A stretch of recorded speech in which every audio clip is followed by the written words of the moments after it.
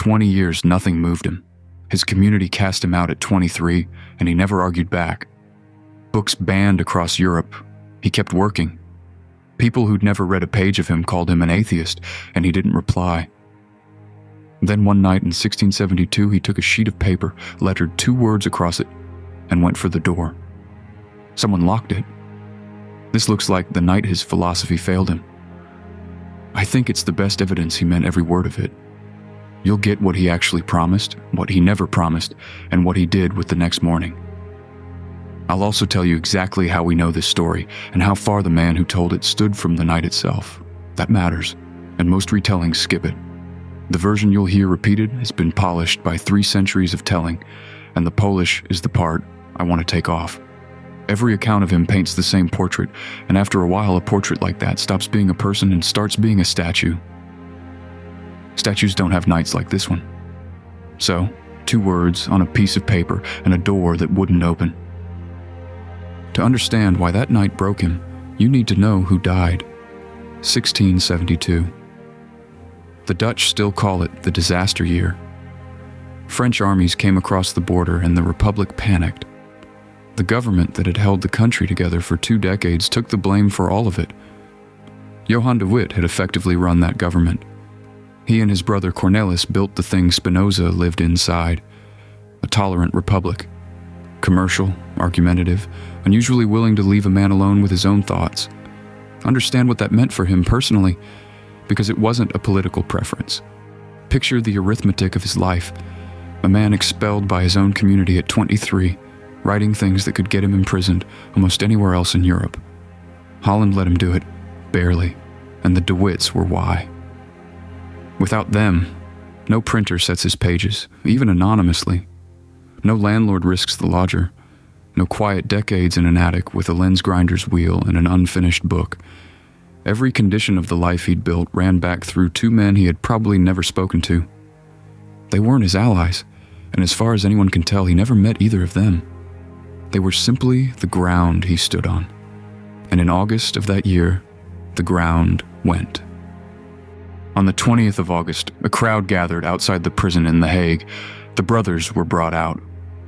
What happened next wasn't an execution, and I'm not going to describe it. The crowd didn't stop where a crowd is supposed to stop. 2 men who had governed a republic for 20 years, taken apart in the open by the citizens of it. There's no version of that sentence that sounds normal, and that's exactly the point. This happened in the street, in daylight, done by ordinary people in the most tolerant country in Europe, not soldiers and not some tyrant's guard. Neighbors, the kind of people he'd have passed in the market that same week. As far as the records show, nobody was ever seriously punished for it, and the city absorbed what had happened and went on being a city. And it happened a short walk from the rooms where Spinoza was lodging.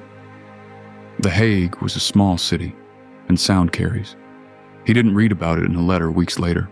Whatever reached him, it reached him while it was still happening. So he made a sign. He lettered 2 words across a sheet of paper in Latin. Ultimi barbarorum. You are the lowest of the barbarians. Now think about what he was actually proposing to do with it. Walk out alone into a crowd that had just torn 2 men apart and accuse them of it to their faces in Latin on a piece of paper. That's not a plan. It's not even really a protest. It's what a person does when the wrongness demands something and nothing sensible is available. His landlord, a painter named Hendrik van der Spijk, locked the door and wouldn't open it. That decision almost certainly saved his life. Now, how do we know any of this? Van der Spijk told it, years later, to a Lutheran pastor named Coleris.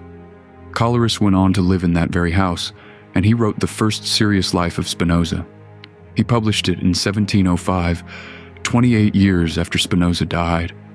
So the story reaches us at one remove from the man who turned the key, decades after the night he turned it. I'd rather tell you that than let it sound better than it is. It's the most human thing anybody recorded about him, and it's also the least verifiable. Now hold that image against what he was writing upstairs. This is the man building a system where nothing could have happened otherwise, where everything follows from the nature of things the way a conclusion follows from a proof. The man who filed hatred under the passions, meaning something you suffer rather than something you do. The whole book aims at not being run by exactly this. 15 years of arguing that understanding a feeling changes your relationship to it. 2/3 of the way through the book that says so. And there he stood at a locked door, holding a placard. You can see why the story survives. It's the one moment in the whole record where he behaves like somebody you'd recognize. So here's the reading most people reach for. Philosophy is fine in an attic. Put it in a real street with real blood in it, and it collapses. The calm was a performance. The system was a way of not being touched, and the first real thing went straight through it. That reading is available, it isn't stupid, and plenty of serious people hold some version of it. I think it's wrong. Not because I want him to come out of this well, but because it misreads the promise. He never promised you'd stop feeling it. Go and read the sentence he actually wrote in Part 5, Proposition 3.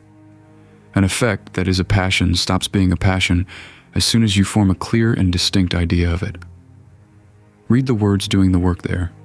Stops being a passion, not disappears and not gets deleted. The feeling never leaves the room, it changes hands. Put that somewhere you live. You've done the breathing and you've named the thing. You still can't sleep because of something somebody said to you at 4 p.m. Spinoza isn't telling you that shouldn't have happened. He's telling you the feeling stopped being the thing steering, even while it's still in the car. Here's the spine of everything on this channel. Stoicism tells you to accept what you can't control. Spinoza tells you why. And the why is what makes the difference survivable. Because a feeling you've merely overruled waits, a feeling you've understood loosens its grip on the wheel. So, that night, he wasn't driving, and he'd have been the first to say so. Think about what the alternative would mean. A philosophy that required him to feel nothing that night wouldn't be a philosophy. It'd be an anesthetic. He wasn't writing a manual for becoming untouchable.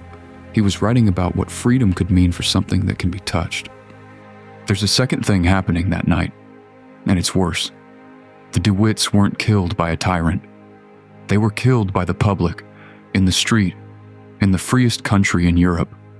The tolerance that let Spinoza exist got torn up by the same crowd it belonged to. And he'd been writing about how that happens. 2 years earlier, he'd published a book arguing that a state should let people think what they think, and say it out loud. Part of what it describes is how fear and superstition move a crowd, how frightened people will tear down the very thing keeping them safe. I want to be careful here. He didn't predict 1672. Nobody predicted 1672. He'd been describing a mechanism, and then he watched it run. On his own protectors, a few streets from his desk. A description is a cold thing until it arrives at your own door. So the sign in his hands isn't only grief, it's a man watching his own argument, proved in the worst way it could possibly be proved. The sign never went up. The door stayed locked and the crowd went home. In the morning, he climbed the stairs and went back to the book. A book arguing that the world makes sense all the way down, that everything follows, that nothing in it happens for no reason. He went back to that argument the morning after the world showed him what it was capable of. He didn't renounce anything. He didn't add a chapter about how life had disappointed him. He finished the argument. The ethics came out after he died, and you'd never know from reading it that any of this happened to him. That's the thing I keep turning over, because here's what this story actually is. For anyone with no interest in Dutch history, it's rage you can't do anything with. You've had this.